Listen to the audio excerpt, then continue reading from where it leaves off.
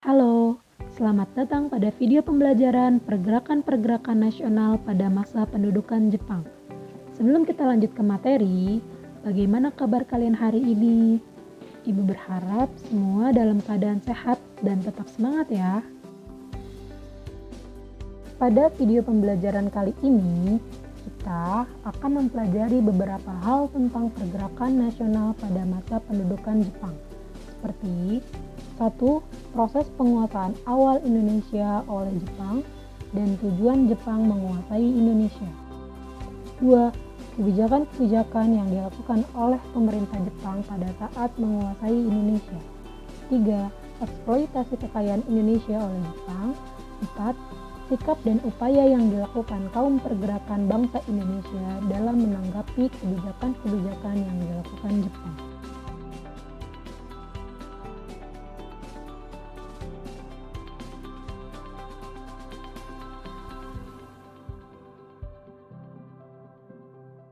Tujuan Jepang menguasai Indonesia ialah untuk kepentingan ekonomi dan politik. Jepang sangat menginginkan bahan baku industri yang tersedia banyak di Indonesia untuk kepentingan ekonominya. Indonesia juga merupakan daerah pemasaran industri yang strategis bagi Jepang untuk menghadapi persaingan dengan tentara bangsa-bangsa barat. Untuk menyamakan jalur pelayaran bagi bahan-bahan mentah dan bahan baku dari ancaman sekutu, serta memuluskan ambisinya menguasai wilayah-wilayah baru, Jepang menggalang kekuatan pasukannya serta mencari dukungan dari bangsa-bangsa Asia. Proses awal masuknya Jepang ke Indonesia. Pada tanggal 11 Januari 1942, Jepang mendaratkan pasukannya di Tarakan, Kalimantan Timur. Jepang menduduki kota minyak Balikpapan pada tanggal 24 Januari 1942. Pada tanggal 16 Februari 1942, Jepang berhasil menguasai Palembang. Setelah menguasai Palembang, Jepang menyerang Pulau Jawa, di mana Pulau Jawa merupakan pusat pemerintahan Belanda. Pada tanggal 1 Maret 1942, Pulau Jawa berhasil dikuasai oleh Jepang. Setelah melakukan berbagai pertempuran, Belanda akhirnya menyerah tanpa syarat kepada Jepang pada tanggal 8 Maret 1942 di Kalijati, Subang, Jawa Barat. Surat perjanjian serah terima kedua belah pihak ditandatangani oleh Letnan Jenderal Terpoorten, Panglima Angkatan Perang Belanda, dan diserahkan kepada Letnan Jenderal Imamura, pimpinan pasukan Jepang. Nah, sejak saat itu, seluruh Indonesia berada di bawah kekuasaan Jepang. Kebijakan pemerintah militer Jepang pada saat kependudukannya di Indonesia. Jepang melakukan pembagian 3 daerah pemerintahan militer di Indonesia, yakni 1 pemerintahan angkatan darat tentara 25 untuk Sumatera dengan pusat di Bukit Tinggi, 2 pemerintahan angkatan darat tentara 16 untuk Jawa dan Madura dengan pusat di Jakarta, 3 pemerintahan angkatan laut Armada Selatan 2 untuk daerah Sulawesi, Kalimantan, dan Maluku dengan pusat di Makassar. Jepang menerapkan sistem pemerintahan berdikari. Berdikari berarti berdiri sendiri, yang maksudnya adalah pemerintah pusat tidak banyak berperan dalam upaya pemenuhan kebutuhan pasukan di daerah kependudukannya. Jepang menjanjikan kemudahan bagi bangsa Indonesia dalam melakukan ibadah, mengibarkan bendera merah putih yang berdampingan dengan bendera Jepang, menggunakan bahasa Indonesia dan menyanyikan lagu kebangsaan Indonesia Raya bersama lagu kebangsaan Jepang Kimigayo.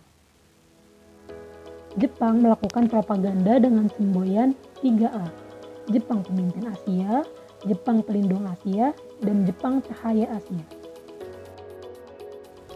Pembentukan organisasi sosial oleh Jepang. Organisasi-organisasi sosial yang dibentuk oleh Jepang diantaranya ada Gerakan 3A, Pusat Tenaga Rakyat, Jawa Hokokai, dan Masyumi. Gerakan 3A dipimpin oleh Mr. Syamsuddin dengan tujuan untuk meraih simpati penduduk dan tokoh masyarakat sekitar. Dalam perkembangannya, gerakan ini kurang berhasil sehingga Jepang membentuk organisasi yang lebih menarik.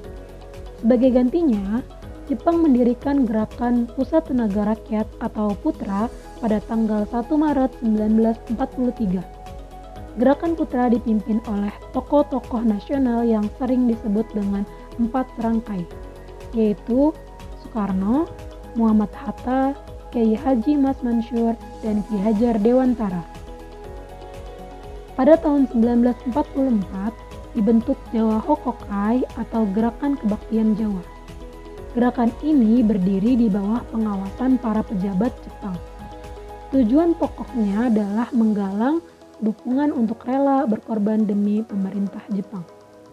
Pada tahun 1943, Jepang membubarkan Majelis Islam Ala Indonesia dan menggantikannya dengan Masyumi atau Majelis Syuro Muslimin Indonesia. Masyumi dipimpin oleh Kiai Haji Hashim Ashari dan Kiai Haji Mas Mansur. Pembentukan organisasi semi militer. Jepang menyadari pentingnya mengerahkan rakyat Indonesia untuk membantu perang menghadapi sekutu. Oleh karena itu, Jepang membentuk berbagai organisasi semi militer seperti Senendan, Fujinkai, Keibodan, Heiho, dan Pembela Tanah Air atau PETA. Organisasi Barisan Pemuda atau Senendan dibentuk pada 9 Maret 1943. Tujuannya adalah untuk memberi bekal bela negara agar siap mempertahankan tanah airnya. Tetapi dalam kenyataannya tujuan itu hanya untuk menarik minat rakyat Indonesia. Maksud sesungguhnya adalah untuk membantu menghadapi tentara sekutu. Fujinkai merupakan himpunan kaum wanita di atas 15 tahun untuk terikat dalam latihan semi militer. Keibodan merupakan barisan pembantu polisi untuk laki-laki berumur 20-25 tahun. PETA yang didirikan 3 Oktober 1943 merupakan pasukan bersenjata yang memperoleh pendidikan militer secara khusus dari Jepang. Kelak, para eks-PETA memiliki peranan besar dalam pertempuran melawan Jepang dan Belanda. Heiho yang didirikan tahun 1943 merupakan organisasi prajurit pembantu tentara Jepang. Pada saat itu, Jepang sudah mengalami kekalahan di beberapa front pertempuran. Pengerahan Romusa. Jepang melakukan rekrutmen anggota Romusa dengan tujuan untuk mencari bantuan tenaga yang lebih besar untuk membantu perang dan melancarkan aktivitas Jepang. Anggota-anggota Romusa dikerahkan oleh Jepang untuk membangun jalan, kubu pertahanan, rel kereta api, jembatan, dan sebagainya. Jumlah Romusa paling besar berasal dari Jawa yang dikirim keluar Jawa, bahkan sampai ke Malaya, Myanmar, dan Thailand. Penjajahan Jepang yang sangat menyengsarakan adalah pemaksaan wanita-wanita untuk menjadi Jugun Ianfu. Jugun Ianfu adalah wanita yang dipaksa Jepang untuk menjadi wanita penghibur Jepang di berbagai pos medan pertempuran. Banyak gadis-gadis desa diambil paksa tentara Jepang untuk menjadi Jugun Ianfu. Sebagian mereka tidak kembali walaupun Perang Dunia II telah berakhir. Eksploitasi kekayaan alam. Jepang tidak hanya menguras tenaga rakyat Indonesia saja, tetapi Jepang juga melakukan pengerukan kekayaan alam dan harta benda yang dimiliki oleh bangsa Indonesia jauh lebih kejam daripada pengerukan yang dilakukan oleh Belanda. Jepang mengambil alih seluruh aset ekonomi Belanda dan mengawasi secara langsung seluruh usahanya. Usaha perkebunan dan industri harus mendukung untuk keperluan perang, seperti tanaman jarak untuk minyak pelumas. Rakyat wajib menyerahkan bahan pangan besar-besaran kepada Jepang. Nah, keadaan inilah yang semakin menyengsarakan rakyat Indonesia dan mengakibatkan musibah kelaparan dan penyakit busung lapar di Indonesia. Ternyata, sikap manis Jepang hanyalah sebentar. Pada tanggal 20 Maret 1942, Jepang mengeluarkan maklumat pemerintah yang isinya berupa larangan pembicaraan tentang pengibaran bendera merah putih dan menyanyikan lagu Indonesia Raya. Hal ini tentu membuat bangsa Indonesia merasa kecewa dan merasa ditipu oleh Jepang. Nah, bagaimana sih sikap kaum pergerakan Indonesia dalam menanggapi kebijakan-kebijakan yang telah dibuat oleh Jepang? Sikap kaum pergerakan terhadap kebijakan Jepang adalah sebagai berikut. 1. Memanfaatkan organisasi bentukan Jepang. Kelompok ini sering disebut kolaborator karena mau bekerja sama dengan penjajah. Padahal, sebenarnya cara ini merupakan bentuk perjuangan diplomasi. Tokoh-tokohnya adalah para pemimpin putra seperti Soekarno, Muhammad Hatta, Ki Hajar Dewantara, dan Kiai Haji Mas Mansur. Mereka memanfaatkan putra sebagai sarana komunikasi dengan rakyat. Setelah Jepang sadar akan hal tersebut, Jepang akhirnya membubarkan putra dan digantikan dengan barisan pelopor. Sama seperti putra, barisan pelopor yang dipimpin oleh Soekarno ini pun selalu mengampanyekan perjuangan kemerdekaan. 2. Gerakan bawah tanah merupakan perjuangan melalui kegiatan-kegiatan tidak resmi tanpa sepengetahuan Jepang atau gerakan sembunyi-sembunyi. Dalam melakukan perjuangan, para pejuang terus melakukan konsolidasi menuju kemerdekaan Indonesia.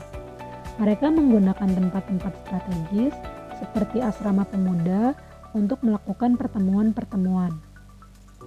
Tokoh-tokoh yang masuk dalam garis pergerakan bawah tanah adalah Sultan Syahrir, Ahmad Subarjo, Sukarni, Amaramis, Wikana, Hairul Saleh, dan Amir Syarifuddin. Mereka terus memantau perang Pasifik melalui radio-radio bawah tanah, yang pada saat itu Jepang melarang bangsa Indonesia memiliki pesawat komunikasi. 3. Perlawanan bersenjata. Perlawanan-perlawanan bersenjata yang dilakukan bangsa Indonesia diantaranya sebagai berikut. 1. Perlawanan rakyat Aceh yang dilakukan oleh Tengku Abdul Jalil untuk menentang peraturan-peraturan Jepang pada tanggal 10 November 1942. 2. Perlawanan Singaparna Jawa Barat yang dipelopori oleh Kiai Haji Zainal Mustafa yang menentang Seikere, yakni menghormati Kaisar Jepang pada tanggal 24 Februari 1944. 3. Perlawanan Indramayu Jawa Barat, rakyat Loh Bener dan Sindang di Indramayu yang dipimpin oleh Haji Madrian yang menolak pungutan padi yang terlalu tinggi pada bulan Juli 1944. 4. Perlawanan Peta di Blitar, Jawa Timur. Perlawanan ini dipimpin oleh Supriyadi, seorang komandan peleton pada tanggal 14 Februari 1945. Perlawanan ini dipadamkan Jepang karena persiapan Supriyadi dan kawan-kawan dianggap kurang matang.